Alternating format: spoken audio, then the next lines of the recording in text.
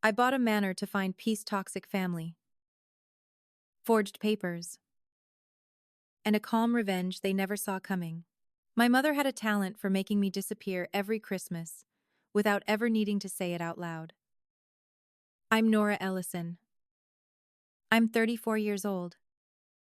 And by the time I bought a manor in a quiet Vermont town, I had already spent most of my life learning what it felt like to be treated like an afterthought in my own family.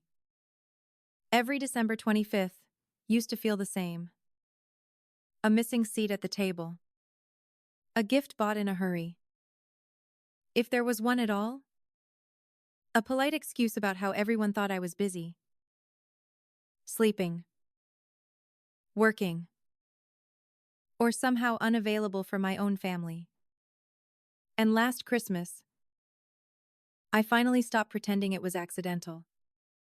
I drove 5 hours through freezing rain with a trunk full of expensive gifts, only to find my family's house glowing with warmth, music, and laughter that clearly had no space left for me. When the door opened, nobody looked happy to see me. They looked inconvenienced. That was the night something inside me went still. So this year, I bought myself a manor. Not because I wanted to feel rich, because I was tired of feeling reachable.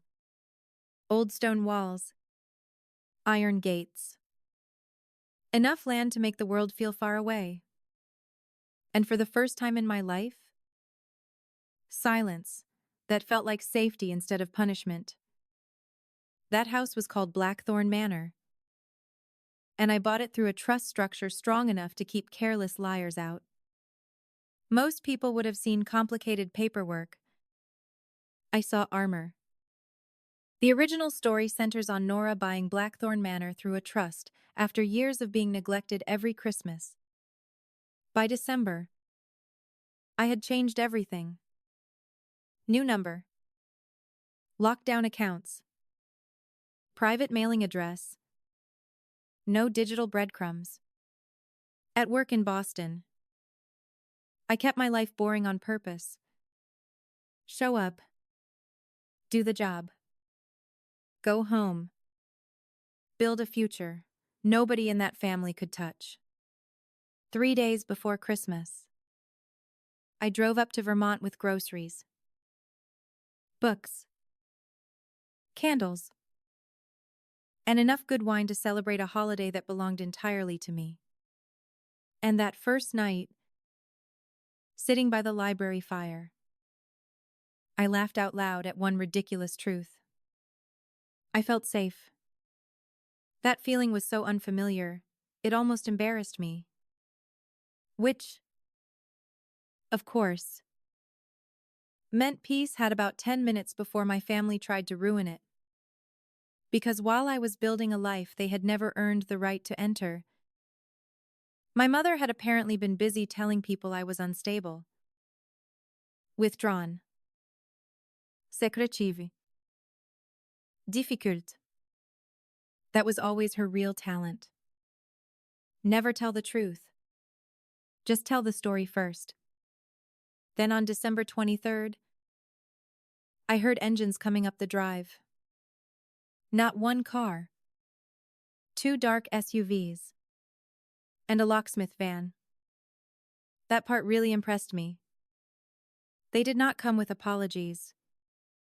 They came with tools. My mother stepped out first in a cream coat like she was headed to a holiday photo shoot instead of a property crime. My father followed with his usual reasonable man face. And Logan, my golden child brother, started unloading bins and display stands like he had already booked the venue. That told me everything. They were not visiting. They were installing themselves. The uploaded text states, Nora's family arrived with SUVs, a locksmith, forged occupancy paperwork, and plans to use the manor. I walked down to the gate and stopped on my side of the bars. My mother smiled and said, "Open the gate, sweetheart." It's freezing. Sweetheart. That word from her always sounded like a bill I hadn't agreed to pay. So I asked the only question that mattered. How did you find me? Logan. With the confidence of a man too dumb to fear consequences. Explained that he had tracked the house from an online flooring photo and a preservation archive. Then he held up paperwork. A so-called shared residential use agreement. Guest wing access. Holiday overflow. Long-term occupancy protections. And at the bottom, a version of my signature, close enough to sting. Now, I wasn't scared that it would hold up in court. I was insulted that they thought I was still the kind of woman who would panic instead of document. So I took out my phone and started recording. You should have seen my mother's face. 1 second she was playing the suffering parent. The next second she looked like a magician whose rabbit just filed a police report. The locksmith stepped toward the keypad with a drill. My father started using that calm, polished voice men like him mistake for credibility. My mother softly told the deputy later that I was overwhelmed and confused. Same old strategy. Make the woman sound unstable. Make the liar sound calm. Hope the world is too lazy to look deeper. And at first, it almost worked. The first deputy treated it like a civil dispute. You know, just a normal holiday misunderstanding, involving forged documents, drilling equipment, and 3 entitled narcissists dressed for winter. Nora records the incident and faces early skepticism from a deputy, while her family claims concern and shared use rights.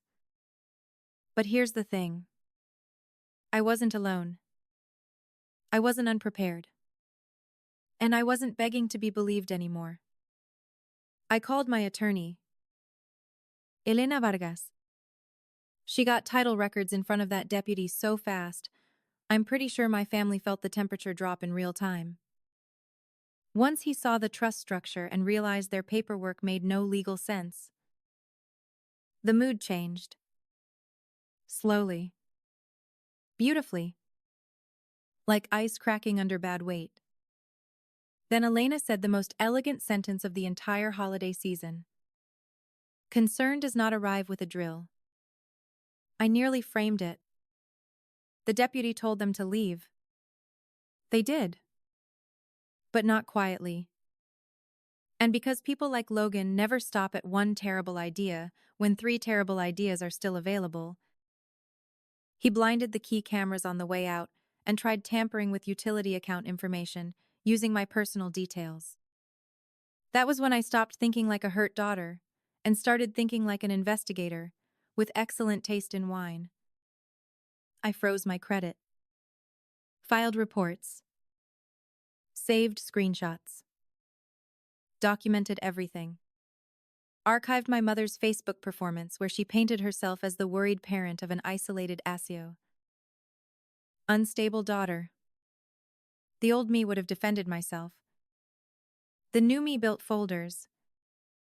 The source details Nora's evidence gathering. Identity theft report. Defamation. Screenshots. And attorney coordination. After the first gate confrontation, then I made the decision that won the story. I set the stage. Christmas Eve. House dark from the road. Lights low inside. A few carefully chosen witnesses. A local reporter. Heritage board members. A retired locksmith. Private security. Law enforcement aware and nearby. Attorney on standby. I did not set a trap. I created clarity. Accepte, paisprezece. M. The outer drive sensor pinged my phone. They were back. This time with a rental truck. Headlights off. a second locksmith, and Logan, carrying a crowbar-like subtlety, had officially died in the parking lot. We let them come all the way in. That was the beauty of it. No interruption. No drama too early. Just enough rope for them to enthusiastically braid their own legal disaster. Then came the first strike on the lock. Then another. Then the drill. Then the door gave way. Logan stumbled in first, holding the crowbar and wearing the kind of victory face men wear right before life humiliates them in public. And then the lights came up. Not all of them. Just enough. Enough for them to see me standing there. Enough to see the reporter recording. Enough to see the witnesses staring. Enough to hear the retired locksmith say, with total disgust, "That is forced entry." Enough to watch security and deputies step out and end the performance. My father tried one last speech. "We're family." An officer Porter answered with a line I will probably remember longer than some birthdays. Family does not get to break into a protected residence with burglary tools. That, right there, I was Christmas music to me.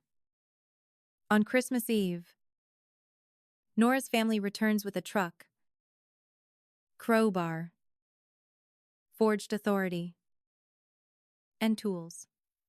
Witnesses and officers document the forced entry and arrests follow. Logan was handcuffed first. Then my father. Then my mother, who looked genuinely shocked that tears had finally stopped working as a legal strategy. She hissed, "You're humiliating us." And I almost laughed. As if humiliation had just arrived. As if it hadn't been sitting next to me at every Christmas dinner of my childhood. So I stepped closer and told her the truth. Love does not break in. Love does not forge signatures. Love does not wait until Christmas to see whether a house can be turned into profit. Then they were walked out past the broken door, past the witnesses, past the house they had decided was mine only until they wanted it. The file concludes with public fallout, arrests, and Nora reclaiming peace in Blackthorn Manor. And later that night, when the cruisers were gone and the temporary board was fixed over the broken entry, I stood alone by the Christmas tree with a glass of wine in my hand and finally understood something. Boundaries are not cruelty. Evidence is not cold. And protecting yourself from people who keep wounding you is not a betrayal of love. Some people call your boundaries selfish because your obedience used to benefit them. That is not your guilt to carry. So yes, I chose myself. And for the first time in all my years, Christmas did not feel like the season I got forgotten. It felt like the season I was finally safe.